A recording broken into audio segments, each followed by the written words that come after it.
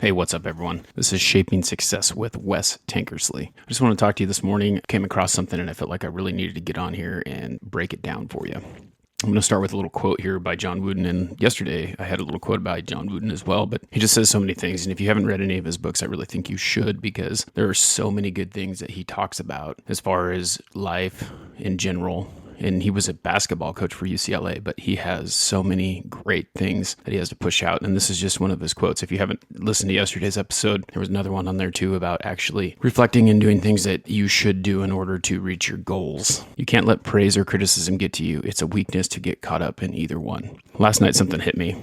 I don't know if you guys have heard of the app TikTok, but I've been on there a bit and just trying to spread the word about the podcast and things like that. I have a lot of support. And if you think about the support and how people support you and the things that they do for you and how they relate to you, they really outweigh the amount of negative stuff that comes with that. And I did an episode when Dave Conry talked about hater math, which is weird because when you think about hater math, when you think about that, if you add the positives and you add the positives really outweigh the negatives.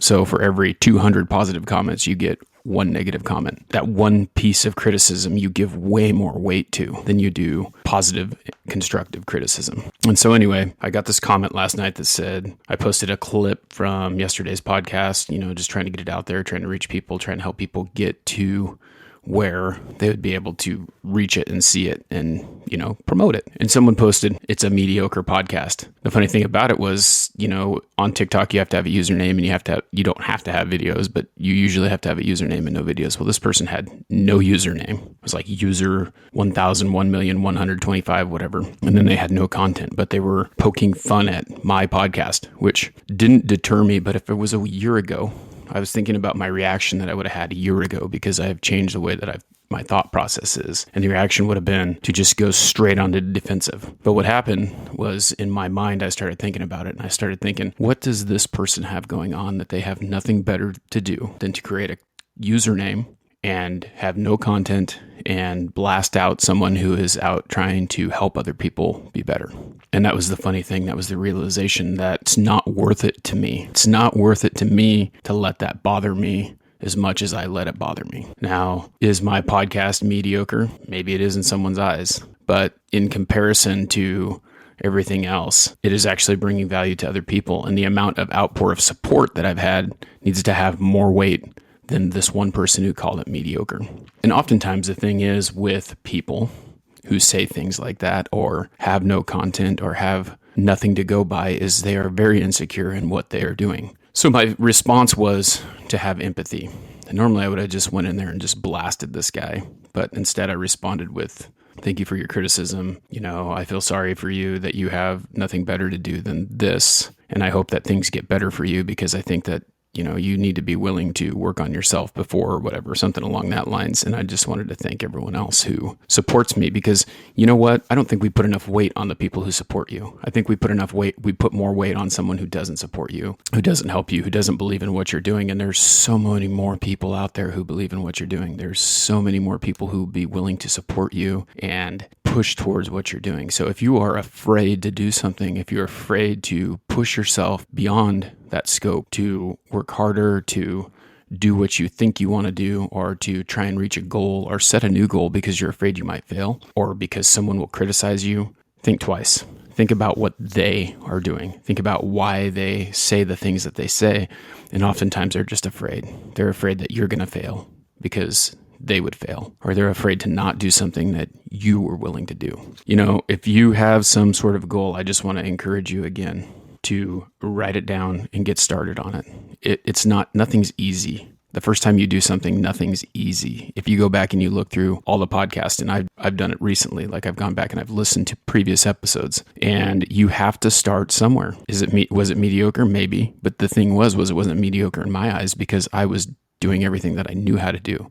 Do I know more now? Yes, I do. Do I have a better microphone? Yes. Do I have a better camera? Yes. Do I have soundboards on my wall? Yes. Am I trying to make it better every single day? Am I trying to have more guests on, better guests? And that's the thing. It takes practice to be perfect at something, and no one's ever perfect.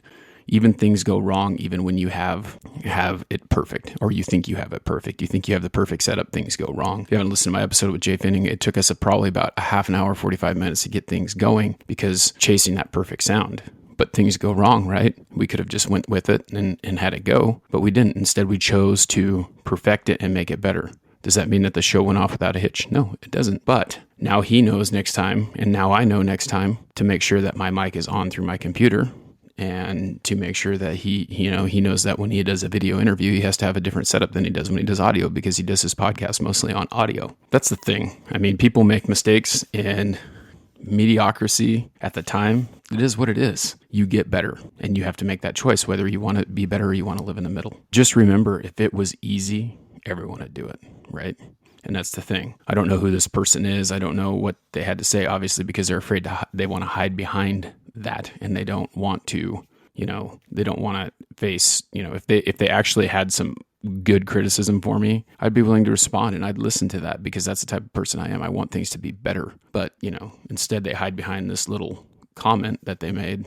And I'll be honest with you, it's easy to let that affect you. It affected me more than I want it to, but a year ago it would have affected me a lot more. It's a process to not let those things affect you and bother you. And so today, I'm going to post this up on the podcast today. I did an episode yesterday. I'm going to have another one coming out on Saturday. The thing is that it's something that I feel like you need to hear. And maybe you're on the fence about doing something. And I feel like you really need to think about what your motives are behind that. And if you're on the fence, but you really believe in it, and someone is trying to tell you that you're not good enough, or you need to hold back, or you need to wait because they don't want you to make a mistake, or they're afraid of being embarrassed by you or whatever, don't worry about it. The choice is yours. The decision is yours. And if you know in your heart that it's right, then you need to go after and do it. I'm a direct testament to that. So anyway, I just thought I'd jump on and share that info with you. I hope that you have a great day. And until next time, I challenge you to find the shape of your success.